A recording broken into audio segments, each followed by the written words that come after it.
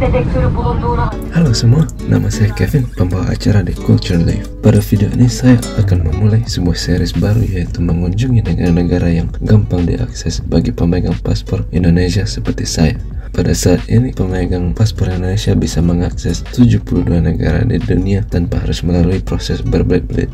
Untuk episode perdana ini, saya akan mengulas profil sebuah negara yang terletak di semenanjung Balkan di Eropa Tenggara, yaitu negara Serbia, di mana pemegang paspor Indonesia dapat berkunjung ke sini selama 30 hari dalam jangka waktu setahun tanpa visa atau dokumen apapun.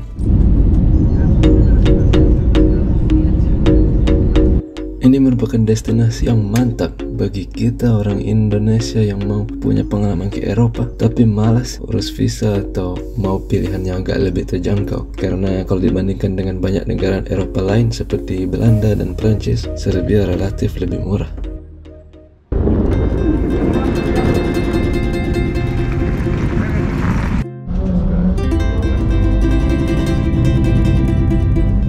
Kami mengunjungi Serbia tahun lalu dan hanya menghabiskan beberapa hari di sana. Kami terbang langsung dari Istanbul, Turki ke Belgrade, ibu kota Serbia, yang hanyalah 1,5 jam naik pesawat dari Istanbul. Halo, Rachel. Ya, Rachel.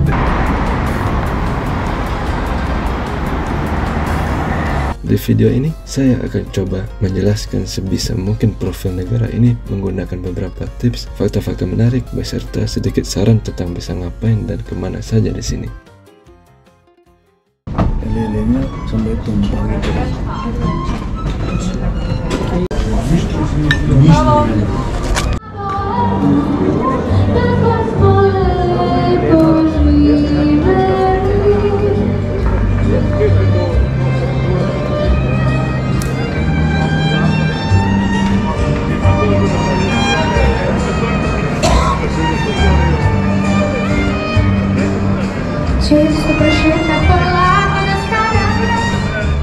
Pertama, Serbia adalah negara landlocked alias negara yang terkurung daratan dan tidak memiliki akses ke lautan lepas, yang terletak di Eropa Tenggara dengan populasi sekitar 7 juta jiwa. Ibu kotanya bernama Belgrade, yang adalah salah satu kota tertua di Eropa dan di dunia, yang telah didirikan di sini oleh bangsa Celt pada abad ketiga sebelum Masehi. Tetapi tempatnya sebenarnya sudah dihuni selama lebih dari 7.000 tahun. Sebagai perbandingan, umur kota Jakarta tahun ini baru 495 tahun. Kako naši drugari iz vrtića Skadarlija izgledaju kao kostimirani Japanci na velike...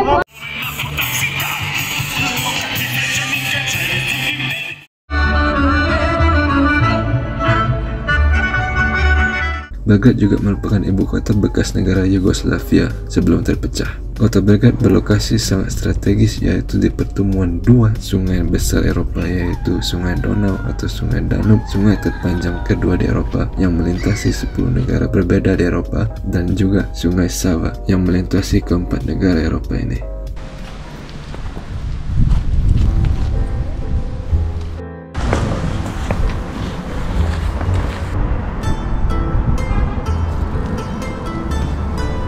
Nah, karena strategis, kota Belgrade pernah diperebutkan dalam sebanyak 115 peperangan dan telah dihancurkan dan dibangun kembali sebanyak 44 kali sepanjang sejarahnya. Bahkan, perang yang terakhir di sini, yaitu Perang Yugoslavia, hanya baru berakhir tahun 2001 silam. Oleh karena itu, Serbia memang kurang mendapat banyak sorotan positif sepanjang sejarah baru-baru ini. Oh, yang kemarin kan begitu ya? Iya.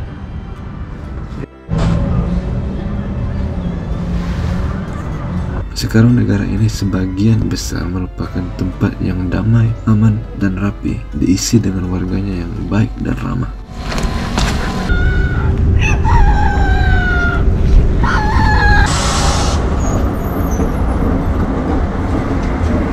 Nah, sekarang saya ingin memberikan beberapa ide untuk kamu tentang bisa ngapain aja kalau kamu di sini.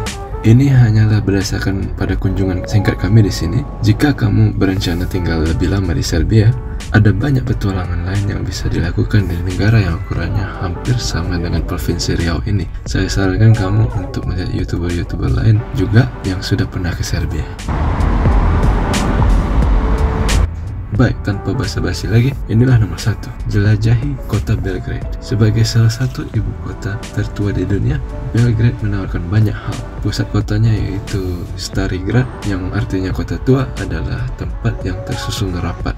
Jadi kita dapat dengan mudah menjelajahi semua atraksi-atraksi di sini dengan berjalan kaki.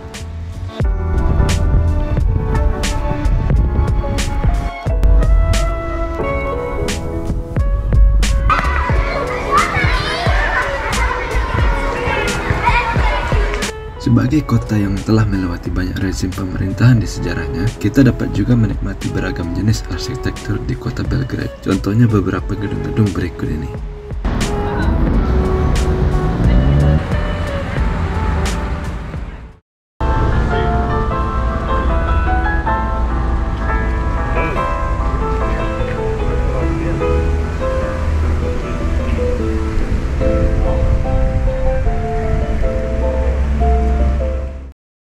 Jika kalian punya satu hari lagi di Belgrade, kunjungilah Skadarlija, sebuah area kuno yang terkenal di Belgrade. Di sini kita dapat menikmati suasana khas Bohemia, yaitu sebuah subkultur di Eropa yang dikenal dengan gaya hidup bebasnya.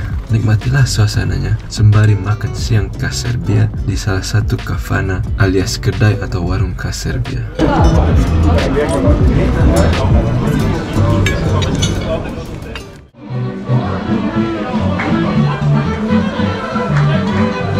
Jika datang ke sini di malam hari, kemungkinan besar kita bisa melihat pertunjukan musik live dari grup atau band lokal yang akan bernyanyi sambil menari diiringi musik tradisional Balkan Serbia.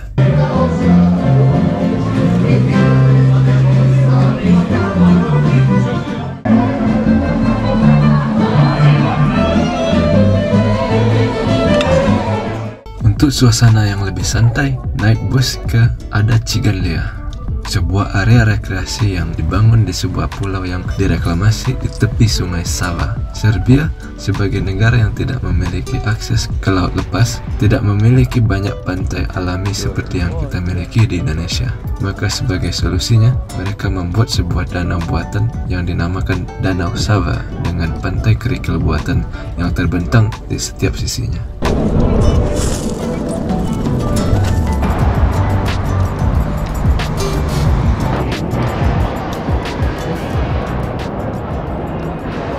Setelah kita puas menjelajahi Belgrade, cobalah naik bus umum antar kota ke kota lain di Serbia. Kami waktu itu memilih ke arah utara ke kota Novi Sad, ibu kota wilayah otonom Vojvodina yang merupakan wilayah bagian Serbia yang bukan lagi termasuk bagian dari semenanjung Balkan, melainkan dari dataran Pannonia atau dataran Karpatia di Eropa Tengah yang mencakup negara-negara seperti Hongaria, Rumania, dan Austria. Vojvodina adalah sebuah wilayah otonom dengan pemerintahan sendiri, memiliki 6 bahasa resmi, dan pernah menjadi bagian dari kerajaan Austria-Hungaria.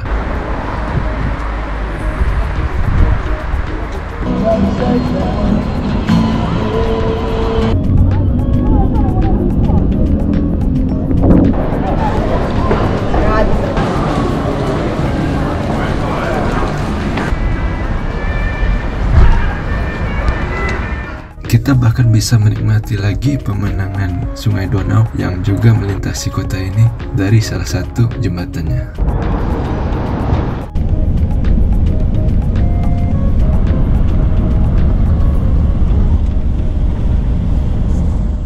Selain itu, kalian juga harus mencicipi masakan khas Serbia. Is missed and it's coming with 1 minute.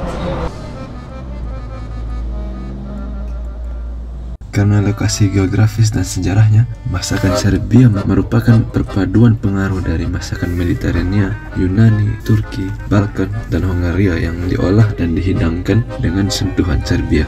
Bahan-bahan utama yang sering digunakan adalah daging, roti, dan produk susu. Dalam hal rasa, kita orang Indonesia tidak akan terlalu banyak mengeluh karena hidangannya rata-rata gurih, kaya akan rasa, dan kadang-kadang pedas juga. Mungkin yang kurang cuma nasi putihnya, dan bagi kamu yang tidak makan daging babi harus berhati-hati untuk tidak memesan hidangan berdaging babi yang cukup umum di sini. Nah, berikut adalah beberapa pengalaman kuliner Serbia yang saya rekomendasikan untuk kalian coba kalau ke sini.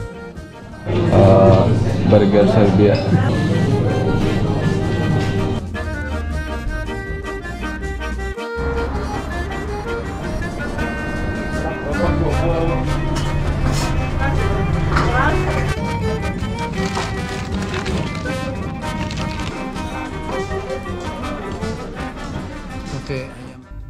dari segi bahasa, mereka memakai bahasa Serbia dan menggunakan dua jenis alfabet, yaitu Latin seperti yang kita gunakan di Indonesia dan Cyrillic, jenis alfabet yang juga digunakan dalam bahasa Rusia dengan sedikit perbedaan.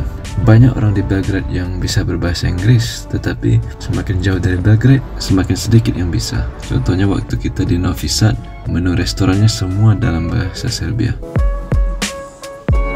Berikut adalah beberapa ungkapan-ungkapan umum dalam bahasa Serbia.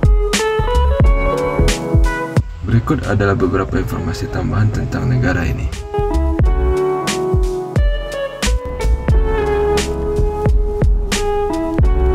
Saya harap video hari ini sedikit membantu kamu mempelajari beberapa hal tentang Serbia dan juga sedikit menginspirasi kamu untuk menjelajahi negara ini suatu hari nanti. Untuk kedepannya, saya bakal coba sekali-sekali membuat video dari berbagai negara yang dapat kita kunjungi dengan mudah sebagai WNI. Terima kasih banyak sudah menonton video hari ini, dan kepada kamu yang baru saja berlangganan, selamat datang di keluarga Culture Live dan terima kasih atas dukungannya yang luar biasa. Jangan lupa untuk mengklik tombol like jika kamu menikmati atau mendapat suatu manfaat dari video ini, dan apabila kamu belum subscribe, subscribe-lah untuk menunjukkan dukunganmu ke channel ini. Dan seperti biasanya, until next time, let's travel and discover.